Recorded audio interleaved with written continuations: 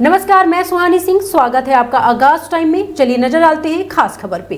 इटावा में यादव कथावाचकों से मारपीट के मामले में अब धार्मिक स्वरूप ले लिया है। हरिद्वार से संत समाज ने इस घटना पर तीखी प्रतिक्रिया दी है। जी हां, हिंदू रक्षा सेना ने प्रभुनंद गिरी से साफ कहा था कि कथावाचन योग्यता से जुड़ा विषय है, ना कि जाति से। वहीं काली सेना के अध्यक्ष आनंद स्वरूप ने अखिलेश यादव पर समाज को तोड़ने और दान रोकने की बात कह के आग में घी डालने के आरोप लगाया है। शंकराचार्य अभिमुक्तेश्वरानंद महाराज ने कहा है कि हिंसा धर्म नहीं सिखाता और सभी को संयम रखना चाहिए। संत समाज को एकजुट की मांग भी की है। धर्म को जातिवाद से मुक्त किया जाएगा। पिछले दिनों घटना हुई है, नाम छिपा करके कथा बोलने वाले के साथ पब्लिक ने दुर्व्यवहार किया। तो वास्तव में किसी के साथ ही दुर्भाग्य तो नहीं होना चाहिए, लेकिन उससे भी ज़्यादा दुखद ये है कि नेता राजनीति करने लगे। अब उनको कुछ नहीं मिला है तो कथावाचकों पर राजनीति करने लगेंगे और वो पिछड़ा और गैर पर पिछड़े की घटिया राजनीति करते हैं। लेकिन मैं आपको एक बात बता दूं, जहाँ तक भागवत कथा बोलने का प्रश्न है तो वह किसी जाति से संबंध नहीं है। वह जो परमहंस है, जो सन्यासी है, यति है, वह भागवत बोलने का अधिकारी है।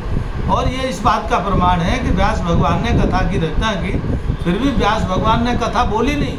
उनको शंकर जैसा यति सन्यासी चाहिए थे, उसके लिए उन्होंने ध्यान साधना की और उसके बाद उनको सुखदेव जैसा विरक्त साधु संत प्राप्त हुआ और उसने प्रथम भागवत बोली।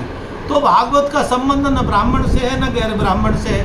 भागवत का संबंध विशेष रूप से केवल परमहंस को, क्योंकि उसे भागवत को परमहंस संहिता भी कहते हैं, तो परमहंस यति सन्यासी को बोलने का अधिकार है।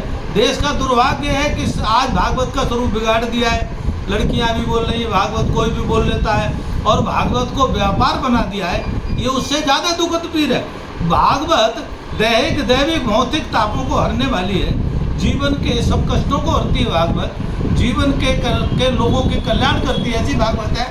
लेकिन भागवत को बड़ा व्यापार का धंधा बनाया हुआ, व्यापार करने का केंद्र बनाया हुआ है। तो ये बहुत दुर्भाग्यपूर्ण है। ये व्यापार भागवत में रुकना चाहिए।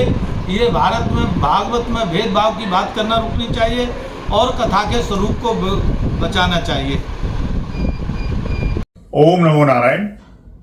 इटावा की घटना के बाद जो जातीय हिंसा फैली और अखिलेश यादव जैसे बड़े यादव नेता ने जिस प्रकार से यादवों का आह्वान किया, ब्राह्मणों पे आक्रमण के लिए पीडीए का आह्वान किया कि इनको दान दक्षिणा मत दीजिए, लोगों से कहा कि इनका बहिष्कार करिए, तब से लोगों ने पोल पे और उस पे लिखना शुरू कर दिया कि गांव में ब्राह्मणों का पूजा पाठ करना, प्रवेश करना वर्जित हो गया। क्या यह उचित है? ऐसी खबरों के लिए बने रहिए आगाज टाइम के साथ। धन्यवाद।